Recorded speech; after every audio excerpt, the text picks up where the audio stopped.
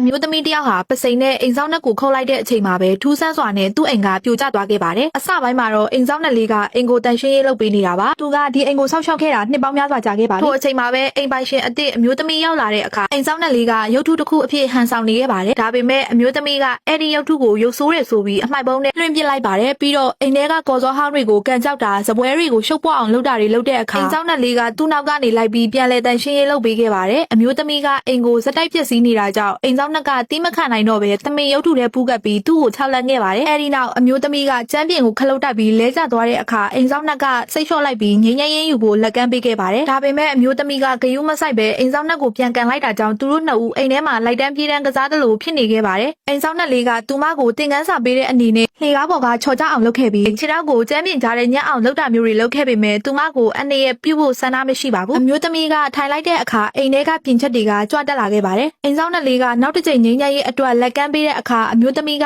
တန်တုံးနဲ့ကျမ်းပြင်ကိုထိုးဆိုင်လိုက်တာကြောင့်အိမ်ဆောင်နှက်လေးကဒဏ်ရာရသွားပါတယ်။အမျိုးသမီးဟာပိုပြီးယူသွလာကပစိန်နဲ့အိမ်ဆောင်နှက်ကိုလိုက်ခုတ်ပါတော့တယ်။နောက်ဆုံးမှာတော့အိမ်ဆောင်နှက်လေးဟာအမျိုးသမီးရဲ့လက်ချက်နဲ့အသက်ဆုံးရှုံးသွားခဲ့ပါတယ်။ဒါပေမဲ့အိမ်ဆောင်နှက်လေးတည်ဆုံးသွားတာနဲ့တပြိုင်နက်အိမ်ကြီးဟာလည်းအပိုင်းပိုင်းဆဆပြိုကျပျက်စီးသွားပါတော့တယ်။ပြီးတော့